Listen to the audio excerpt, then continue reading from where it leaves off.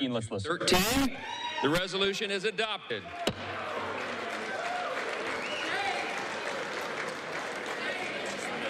Pursuant to Section 2A of House Resolution 996, House Resolution 995 is hereby adopted. All right, so we just heard there from Speaker Johnson that the resolution to this has been adopted, meaning that the Secretary of Homeland Security has been impeached by the House. This is history in the making. This has not happened in more than 150 years. What's going on, guys? It's Talks with Kenny here today. As you just seen from the intro, Mayorkas got impeached by the House Republicans. They won by 1 vote. They was able to impeach this guy for 1 vote. It's insane, insanity. And I believe he deserved it. I mean, I've been hearing commentary like throughout about like everyone's reaction, most people from the right's reaction to Mayorkas getting impeached. And as usual, the Democrats started this precedent. They started politicizing impeachment. Impeachment was something that you rarely use in Congress. Okay, we're going to impeach Donald Trump twice and not even get a conviction. So now House Republicans are playing the same game. And Mayorkas, actually, you have an argument that he's just a victim in all this, right? Bear with me where I'm going with this. Because at the end of the day, Biden's the one that gives the authorization whether someone can do something or not.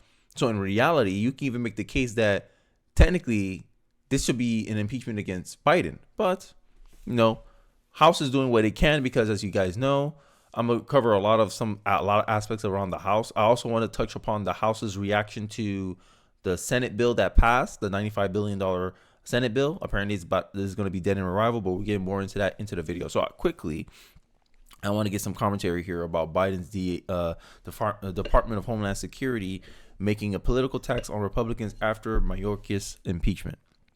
House Republicans impeached controversial Homeland Security Secretary Alejandro Mayorkas on Tuesday for his role in facilitating what many critics has called an invasion on the southern border by millions of illegal aliens around the world.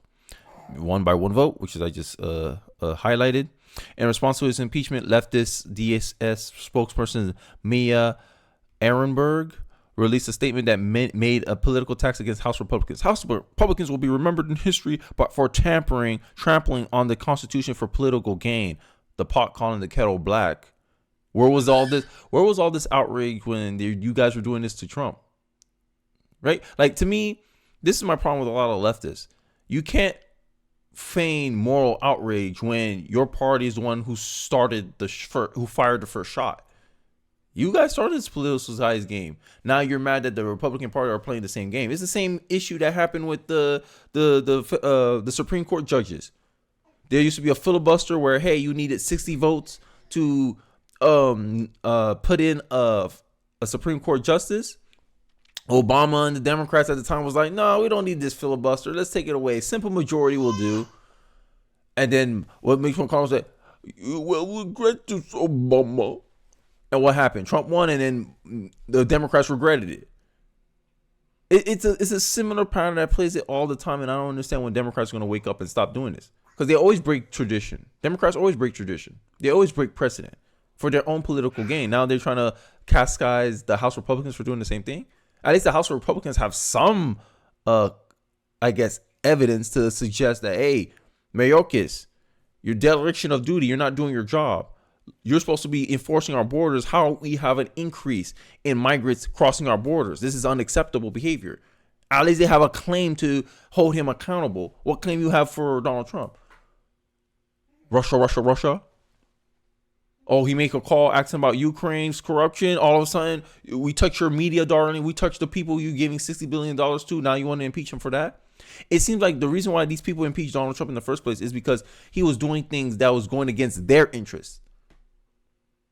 I just made a video of like why populism is necessary. This is one of the reasons. Rather than working to solve the serious challenges in our border, the statement claimed, while Secretary Mayorkas was helping a group of Republicans and Democratic senators develop bipartisan solutions to strengthen border security and get needed resources for enforcement, House Republicans have wasted months with this baseless, unconstitutional impeachment. When House Republicans do something to hold the other side accountable for things they believe they're not doing, it's unconstitutional. It's baseless. But when the House Democrats were impeaching Donald Trump, oh no, this is solely going. You see the spin here. At least when I advocate for something, I recognize the other side can also do the same thing. I want to be held to an objective standard, but it seems like the Democrats don't have an objective standard. They have a very relative standard.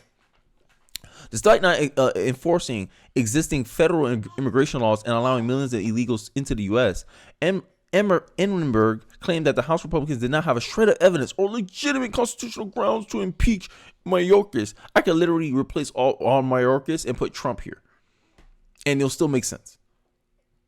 House Republicans has falsely smeared a dedicated public servant who spent more than 20 years enforcing our laws and serving our country, she claimed.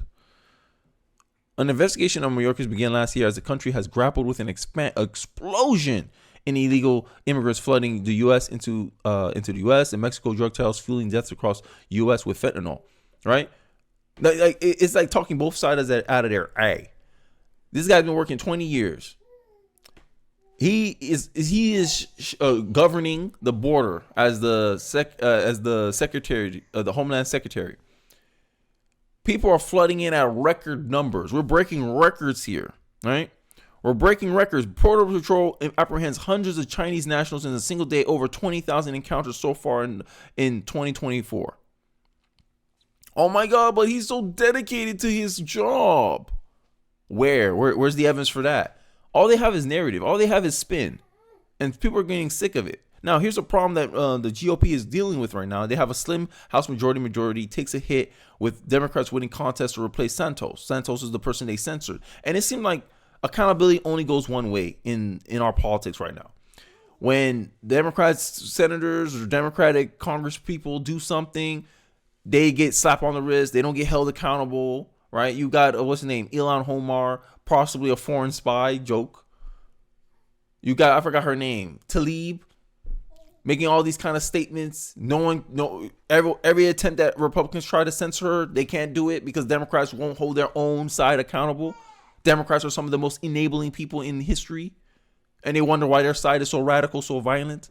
All you have to do is look at BLM. Look at the pipe bomber in January 6th of this year. January 6, 2024. A pipe bomb was delivered to both the Republican House Committee and the Democratic House Committee. FBI didn't want to go after the person for some weird reason. But we're the one playing politics. The pot calling the kettle black. This is the typical leftists. They always accuse you of what they're doing. But I digress. That's enough about the GOP situation. This is one of the reasons why a lot of people who are more Machiavellian are saying, hey, Republicans, don't hold your own side accountable because the Democrats don't do it. When we hold our own side accountable, okay, or George Santos, even though the evidence was, vague at best, speculation at best, we still impeached him. Okay, censor. And then we was able to convict them because the Democrats are like, oh, yeah, we'll do that because it benefits them. And that's one thing people need to keep in mind. Democrats won't do anything unless it benefits them. They won't support voter turnout if it benefits them. If voter turnout doesn't help the Democratic Party, Democrats will be against it. And this is the point, right? They want open borders, but all of a sudden, if you say, hey, we just migrated in 2 million Cubans. Oh, no, we need to secure the border. Because Cubans are known to vote what? Republican. And they don't want Republican votes funneling through the border. They want Democrat votes funneling through the border. And this is the truth about the Democratic Party's border policy. It's a means to an end for them. So I digress. This next part, we're going to be talking about the House Republicans pushing back against, I would call it, the American Last Agenda. The vote we will soon take to provide military weapons for Ukraine is the most important vote we will ever take as United States senators. Okay, I've been up all night, just finished an hour-long speech in the Senate, and having exhausted the roster of all senators eligible to speak who wanted to speak, the Senate immediately called the vote. After I clocked out, they're up there voting right now. It appears destined to pass. This didn't have to happen. It's unfortunate that we had Senate Republicans turning on the commitment they made to each other and to their voters and to our House Republican colleagues down the hall. There'll be more opportunity to talk about that later, but in the meantime, I take some comfort in knowing that the Speaker of the House has pronounced it dead on arrival. Thanks. So as you can see that, right, Speaker Johnson rips Senate foreign aid package for lacking real border security provisions. And I don't want to go into this whole time, but essentially he criticized the $95 billion foreign aid package. Statement has been released. My statement on the Senate failings doesn't have any border security. He says, yeah, they did the right thing by rejecting the border provisions, but he deems it insufficient. And the funny part is a lot of people are saying, okay, so we don't agree on the border thing. Why not just pass the border thing by itself? No, what the Senate decided to do. No, we're not going to pass anything for America. We want to pass about foreign aid first. And it's ridiculous. I don't understand why they keep trying to put Americans last on these issues, right? Johnson said that in the absence of having received any single border policy change from the Senate, the House will continue to work with its own will on these important matters. America deserves better than the Senate status quo, and that's I agree with that statement, that sentiment. And he has voiced, and Trump said he would only support it if we designate it as a loan, but it's not a loan. And this is the point I'm saying. It's like, we're doing things that if America was a person, we will call America stupid for doing. Oh, you're just giving money all willy-nilly without anything in return? How are you able to sustain yourself? You have limited resources and you're giving it to this other country? Sorry, that's my son. You giving this to other countries? How make it make sense? Right? Look at it. 900,000 so far. Look at last year. We're due to break it. They don't think this is a problem? No, because they see things as a servant class. They see migrants as a servant class, and that's the truth, right? And I kind of want to end it off before I get off this video. I want to end on some of the reactions from the House Republicans, GOP, about this issue. So let's take a look. And the Senate together to consider what terrible days we're in for the American taxpayer. America has been enslaved in $34 trillion in debt. And yet over the weekend, the Senate went into overtime throughout the Super Bowl and beyond into the early morning hours to pass a $95 billion package to fund foreign wars. $95 billion. And not a penny of that goes to anything for any American. Our border is completely being invaded every single day by millions and millions of people from all over the world, over 160 countries. Over 2 million gotaways are in America today.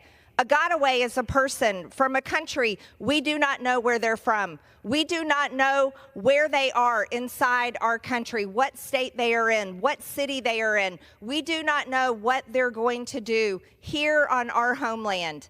But we've lost them. Over 10 million people have crossed the border during the Biden administration. Yet the Senate works overtime to fund foreign wars.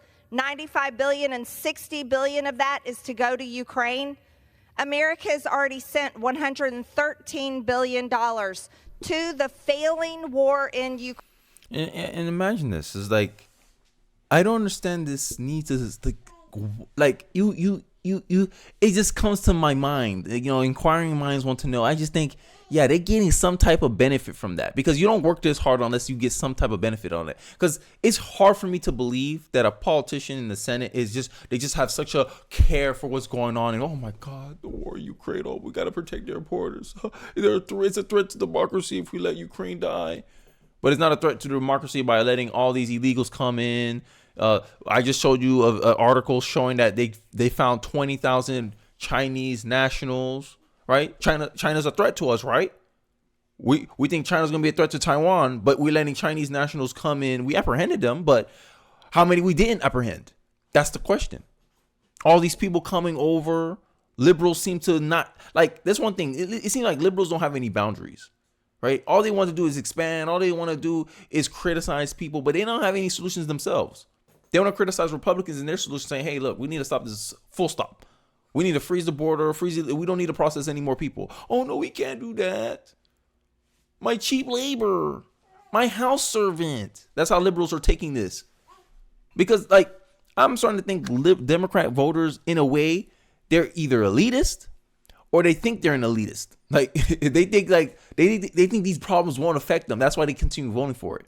This is why there's a famous quote out there in conservative circles where we go, liberals can only be liberals from afar. AKA when you give the liberal what they want, they complain about it. Oh my God, single motherhood's a problem. Look at crime's a problem. We need to address this. But then if you look 50, 30, 60 years back, you find out, oh, it's a policy you guys started that incentivized this outcome. Taking short-term gains for long-term pain. That's the Democratic Party platform. While the Republicans is the opposite. Hey, you got to take a short-term pain for later gain. But in this country, in this culture that we live in currently, in American culture, we do not reward delayed gratification. We do not respect delayed gratification. Delayed gratification is the key to success. We want to put ourselves into debt at the expense of the future. And then when that future comes and when that bill comes, national debt gets so out of control that we hit hyperinflation. We lose our power, our stance as the world reserve currency, and we get hit with hyperinflation. Now everyone wants to complain, oh my God, we did so much spending, but it's too late now. The damage has already been done. Now we have to deal with it. We made our bed, now we have to lay in it. This is the problem that a lot of conservatives, especially American first conservatives, have with the foreign policy positions of the United States government. The people want one thing, but the government want another. The people in the political class want another because they probably have a similar business model to Biden Inc. I get rewarded millions of dollars for political favors. We know all this money's not going towards the war. We know some of these officials in Ukraine are misusing the funds. 5 already got caught for doing it and go to jail. And the only way they can get held accountable is if the people of this country are united under one vision. And we should be like, hey, we got to take our interests first before anyone else. It's a complete buzzsaw for an entire generation of Ukrainian men. This is a land where there should be peace talks continuously ending this war, not a place where we continue to write blank checks and say, keep the money laundering going, keep the corruption going, keep selling our weapons to lands and countries and governments we do not know. There's so many stories of corruption coming from Ukraine, but they claim that we have to fight for the democracy of Ukraine. That is a lie. Ukraine, they suspended their elections. If we're fighting for democracy, why do we fight for a country that suspends their elections, locks up American journalists, and destroys free speech? This is nothing but a money laundering scheme, all in the backs of the American taxpayer, while the American taxpayer is punched in the gut every single day as our border is kept wide open. The American people do not support continuing this war. The American people work hard for every single penny they earn, and it's time for the House and the Senate, Republicans and Democrats, to remember our oath of office, and it's time for us to serve the American people, the American interest, American causes, American businesses, and the American border. But yet this institution has lost its way. $34 trillion in debt. And the only thing that we're to talk about is to continue funding a war in Ukraine. And to fund a war in... Yeah, you seen that? You heard that? It's so hilarious. Like, everything that Marjorie Taylor Greene has said, 100% agree with. Because you can't justify it. Like, this is the only thing that makes sense. That this is a money laundering establishment, is a way for them to bring in U.S. tax dollars and then use it to enrich themselves, using Ukraine as a middleman. And I think this is the reality here. And I think a lot of people need to wake up that these, like, our politicians are not representing our interests, and that we have to hold them accountable, because the only thing these politicians respect is consequences. Exactly, son. That's all they respect.